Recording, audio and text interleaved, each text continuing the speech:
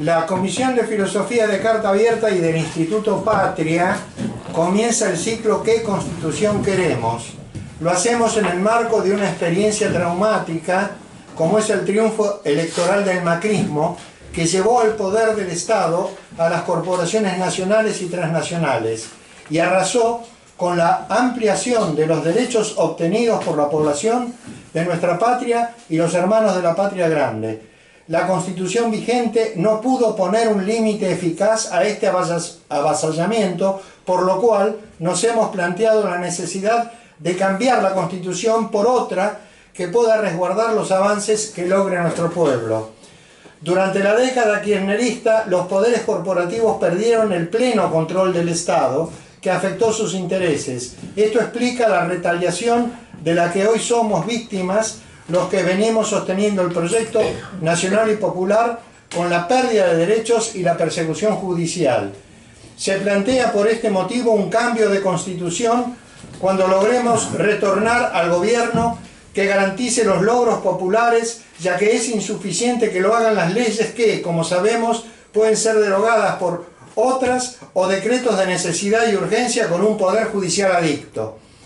Como ya hay una gran movilización política e intelectual que se propone instalar socialmente este cambio constitucional, nuestra comisión pretende colaborar con esta militancia convocando a un investigador que nos brinde su estudio sobre la historia constitucional y en particular la nuestra. Es evidente que la nueva Constitución debe ser expresión del proyecto nacional y popular. Para ello, el aspecto histórico no puede ser omitido, ya que la Constitución, como cúspide del ordenamiento jurídico, conforma y expresa la generación y distribución de la riqueza de nuestra patria y su vinculación con la patria grande y el resto del mundo. Es decir, es un proyecto de patria. Esta historia y esa vinculación es lo que veremos y debatiremos con nuestro maestro convocado que en 10 encuentros nos transmitirá estos temas y asumimos con él nuestro compromiso de estudiarlos y debatirlos para incorporarlos, profundizarlos y ampliarlos de ser posible, esto es, hacernos expertos en los mismos. Un pueblo, una nación, es un ser en movimiento del que no podemos decir qué es, sino qué está haciendo, es decir, de dónde venimos y hacia dónde queremos ir. La nueva Constitución deberá expresar e incorporar, valiéndose del soporte histórico, los cambios populares de este hacia dónde. De este modo será un anhelo que tendrá de otro modo será un anhelo que tendrá un débil asidero en nuestra comunidad. Nuestro maestro es David Yud. Es abogado, graduado en la Universidad de Buenos Aires en 2008. Es su segundo título universitario. Antes se graduó en 1982 de ingeniero químico en la Universidad Nacional Patagónica, de la Patagonia. Es investigador de UBASIT. Docente de la Facultad de Derecho de la UBA y profesor adjunto de Derecho de los Recursos Naturales y Desarrollo Sustentable en la Universidad de Ciencias Empresariales y Sociales. Ha publicado numerosos artículos, comentarios a fallos en la prensa especializada y es coautor de varios libros sobre los temas de su cátedra. Tiene también una extensa práctica política. Ha sido numerosas veces autoridad partidaria, lo es actualmente, del partido Frente Grande, del cual fue miembro del Congreso fundador. El curso que nos ofrece está basado en su trabajo de investigación sobre la génesis, historia, reformas y actualidad de la Constitución Nacional vigente, trabajo aún inédito que proyecta publicar una vez finalizado este curso. Bueno, lo vamos a escuchar y después pasamos al debate y la coordinadora va a ser Ana Pucciarelli, a quien... Puccinelli. Puccinelli era otro filósofo. Sí, le dejo el lugar a Ana. Dale, Anita, vamos.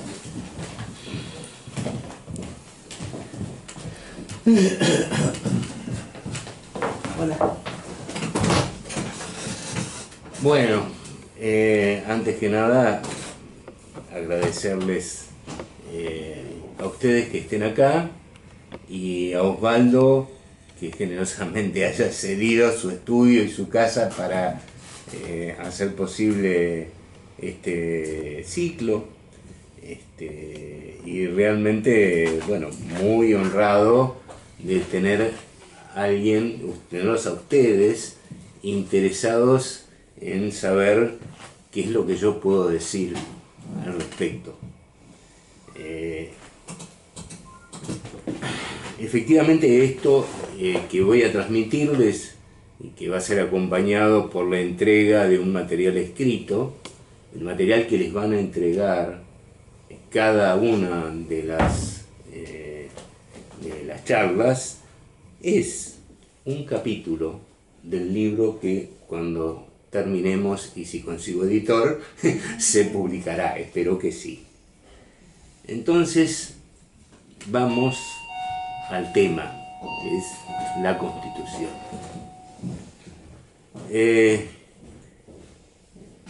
Lo primero que quiero decirles es respecto de la forma intensa en la que una Constitución gravita sobre la vida de las personas todos los días. Está instalado muchas veces, quizás el concepto de que la Constitución no es un tema que le interese a la gente. Pareciera que la Constitución como objeto es algo que solo le interesa a los políticos o que tiene que ver con cuestiones puntuales. ¿Cuántas veces se puede reelegir al presidente? Sobre todo eso. Y en realidad no es así. Que es un tema que no interesa a la gente, hasta es algo que se ha dicho por los medios hace muy poco tiempo, cuando a comienzos del 2015 se hablaba de cómo iba a ser el proceso electoral de la sucesión presidencial. Daniel Scioli dijo: la reforma constitucional es un tema que no le interesa a la gente, y ustedes van a encontrar la cita y el diario que lo publicó. Como digo, los medios intensamente tratan de instalar, primero, que es una cuestión que solo interesa a los políticos, y segundo, que la idea de reforma constitucional está siempre ligada a un pacto que además es pecaminoso. No existe la posibilidad de un proceso de reforma constitucional, según los medios, que no esté imbricado con pagos y prestaciones y contraprestaciones de tipo, por así decirlo, pecaminosas, sí, realmente, de pactos espurios. Está en la historia, en la memoria de la gente, la historia del Pacto de Olivos. Ya llegará el momento de referirnos a eso. Sin embargo, piensen ustedes, para referirnos a un hecho de estos días, el debate acerca de la validez o no de los aumentos de los servicios públicos, del gas y de la luz en particular, se ha resuelto hasta ahora en casos judiciales que llegaron a la Corte y que debieron ser fallados con la letra de la Constitución en la mano. Fíjense ustedes que la Constitución interesa tanto a la vida de la gente que una cosa tan de todos los días como cuánto voy a pagar por la factura del gas que me va a llegar está vinculado o se decide en base a qué dice la Constitución. Hay otros ejemplos, ustedes van a encontrar en el material que les van a entregar dos ejemplos que pongo yo. Cuando eso fue escrito hace, cuando la cuestión del gobierno no había cambiado. En realidad esta investigación me llevó varios años. Y tomé dos casos judiciales. Uno es un caso que, digamos, impacta tanto en la gente como para decir en qué medida yo puedo tener acceso a una terapéutica que pueda auxiliarme si lo preciso. Es el caso que perdió el Estado, perdió el Incucay, cuando se trató de organizar un banco que conservara cordones umbilicales de los nacimientos en forma obligatoria, porque de ese lugar pueden salir células con un valor terapéutico importantísimo y a veces insustituible. El caso lo planteó un laboratorio que brinda el servicio de conservar criogénicamente esas células, aun cuando el, comillas, dueño de ese material no lo precise.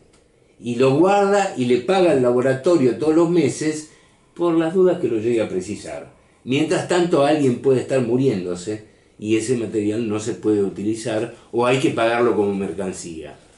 Y ese caso judicial se decidió en base a la Constitución. Lo que ahí se alegaba era un derecho de propiedad sobre ese material genético.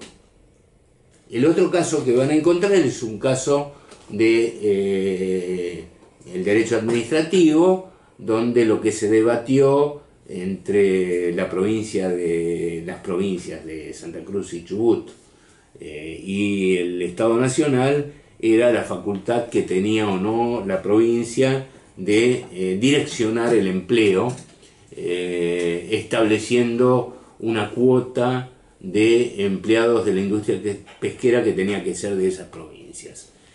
Como ustedes ven, casos en los cuales la vida diaria de la gente está en juego. La Constitución determina muchísimo más de lo que el común de la gente piensa de su vida de todos los días, porque la Constitución es la cúspide del ordenamiento jurídico que rige el derecho civil, el derecho comercial, el derecho administrativo, el derecho en su conjunto. Cualquier juicio que nosotros entablemos contra otra persona por un derecho nuestro, o cualquier juicio en el que nosotros seamos demandados por otra persona, se resuelve en base a la Constitución. Entonces, realmente es un mito eso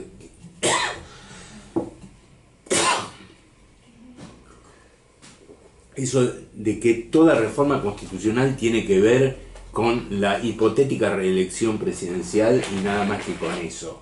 Es realmente una construcción mediática que lo que busca es evitar el cambio, todo cambio constitucional, y en el caso de la Argentina es una cuestión realmente muy gravitante sobre la evolución, la adecuación de nuestra sociedad a los tiempos que se viven, porque nuestra Constitución es una de las constituciones más antiguas del mundo. Ya penetrando un poco en la historia constitucional, antes de ir de lleno al tema de la charla de hoy,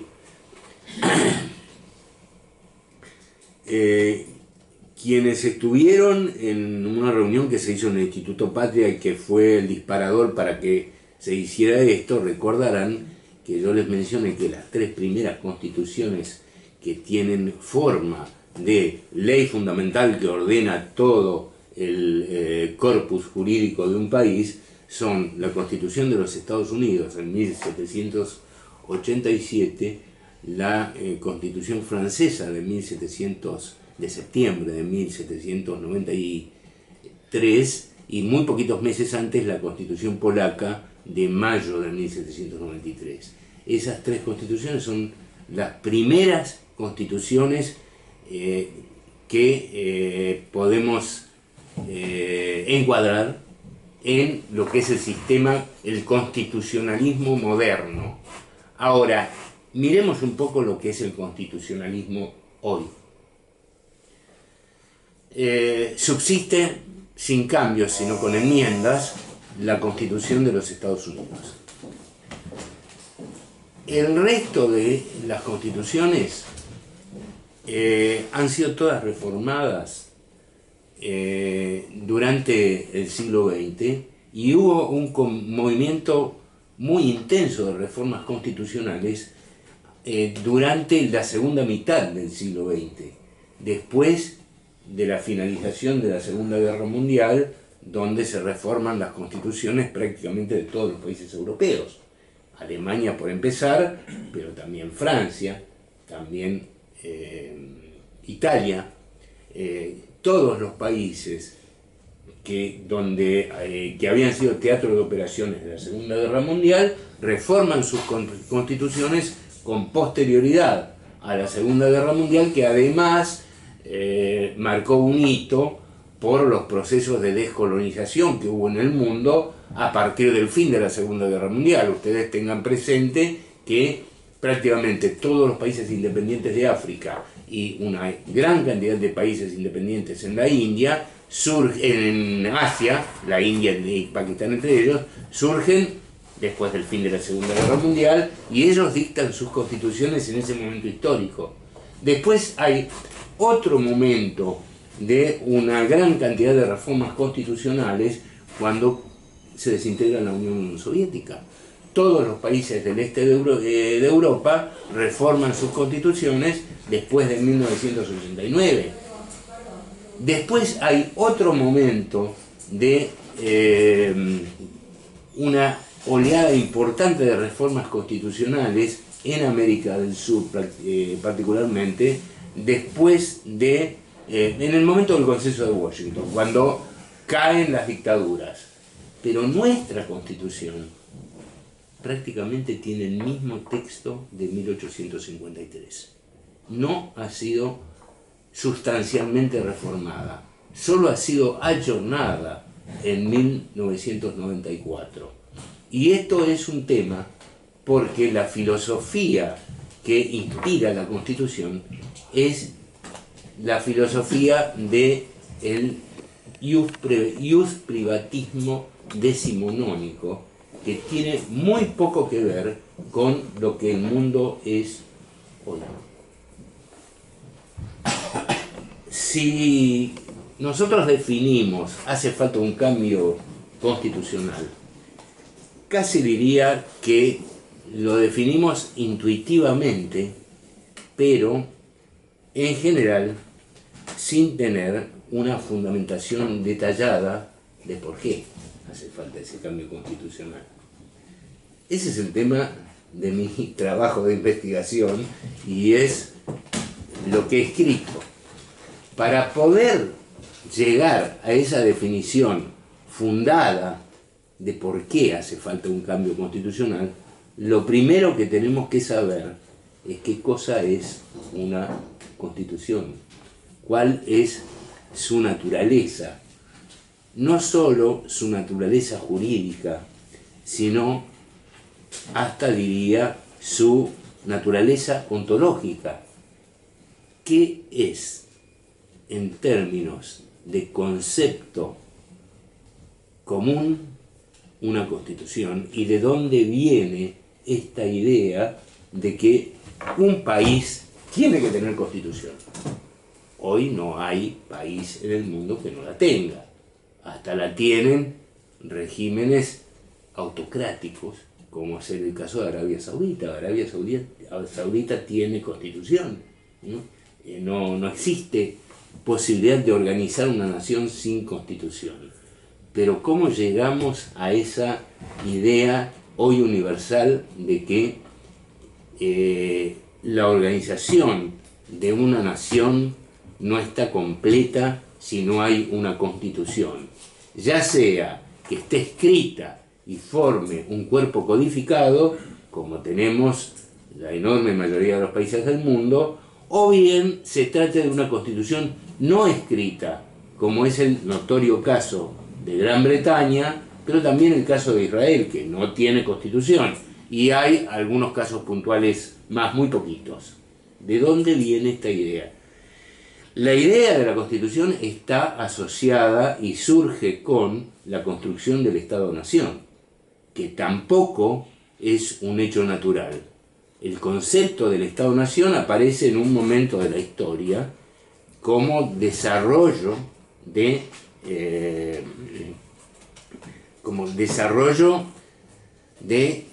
los pueblos. Es el momento de la salida del feudalismo, el comienzo del capitalismo, el ascenso de la burguesía, la Revolución Francesa, la Revolución de los Estados Unidos, el intento revolucionario en Polonia, que es aplastado por los regímenes absolutistas, surge en ese momento, pero la idea o el concepto de la Constitución en ese momento era distinto del concepto que tenemos hoy. Se llamaba Constitución a la voluntad del soberano. La ley regia, la ley dictada por el rey. Lo que ocurre en ese momento trascendente de la historia es que el soberano pasa a ser el pueblo. Es a través de un desarrollo filosófico surge esta idea de la soberanía del pueblo. El origen del concepto es muy, pero muy anterior, ¿no? Tiene esta idea de la Constitución como cuerpo que articula las relaciones sociales de una comunidad, viene de la Grecia clásica. El primero que lo utiliza, o por lo menos de lo que ha llegado hasta nosotros, el primer antecedente que tenemos es un escrito de Aristóteles, un papiro de Aristóteles, llamado la Constitución de Atenas, donde él escribe un cuerpo de ideas sobre cómo había que regular las relaciones entre los ciudadanos de la polis. En griego, la palabra que él utiliza para referirse a la Constitución de Atenas es politeia. Politeia, que van a advertir enseguida, es de la misma familia que política y que polis. Aristóteles escribió constituciones para muchas ciudades griegas. La única que llegó a tener gravitación en la polis para la que fue escrita fue justamente la de Atenas, ¿no? Y de allí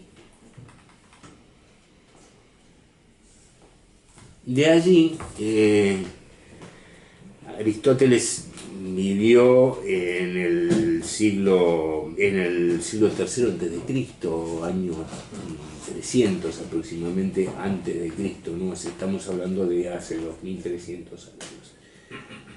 El que toma esta enseñanza de Aristóteles y la traslada a Roma es Cicerón, que traduce el politeia griego a una palabra latina, constitutio, que es de donde constitutio, y es de donde deriva la palabra nuestra, y que además se ha universalizado, porque, a ver, constitution en inglés, constitución en alemán, konstytucja en polaco, constitución en portugués, constituzione en italiano, es la misma palabra, es universal, ¿no? Lo cual lo que está indicando es que es un mismo concepto que ha esparcido, se ha expandido. No es que, como pasa con algunos otros conceptos, cada pueblo elaboró el suyo y tiene su propia palabra.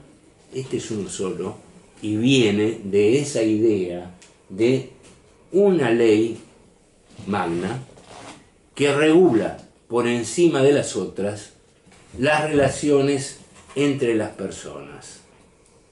Falta un poco para que hablemos de relaciones entre personas y poder, porque imaginemos que en los tiempos de los que estamos hablando, la Grecia clásica y Roma, no había relaciones entre personas y poder. El único destino de las personas era obedecer al poder del emperador. No había otra cosa ahí. Esta idea de, en Cicerón, lo que él utiliza como constitutio, se parece bastante a la idea que nosotros tenemos de contrato. De lo que él hablaba es, regulo las relaciones entre las personas y les doy la forma de un contrato.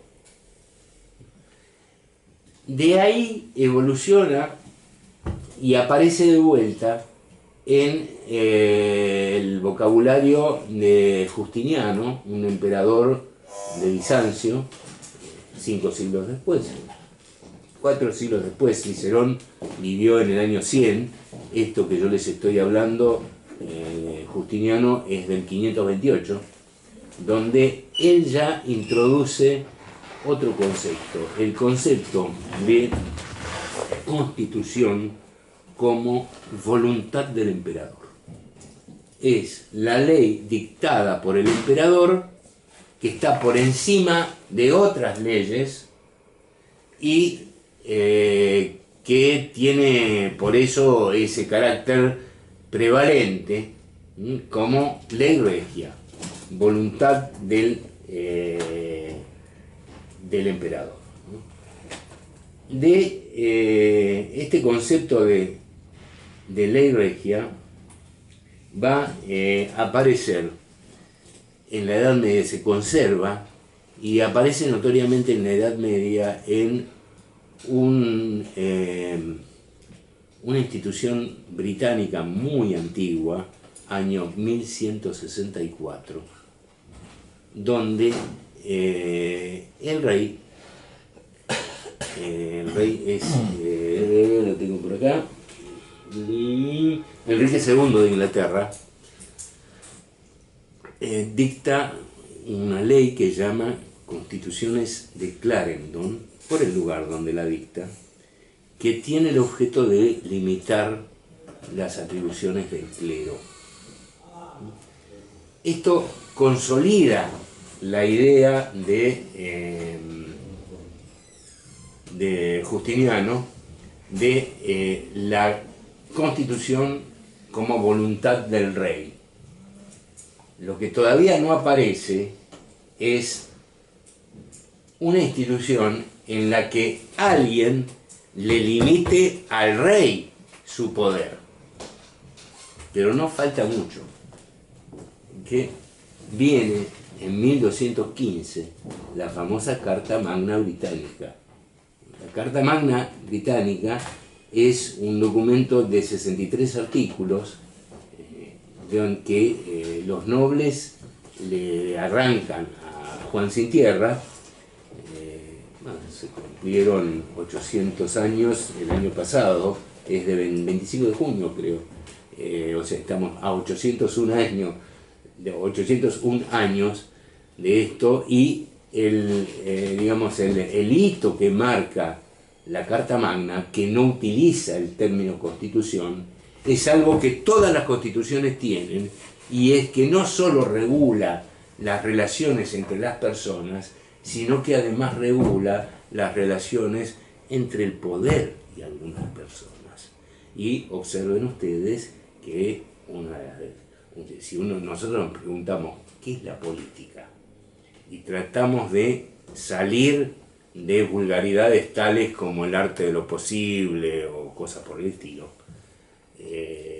Una buena definición que da la ciencia política acerca de qué cosa es la política es la práctica en la cual se relacionan la sociedad civil y el poder.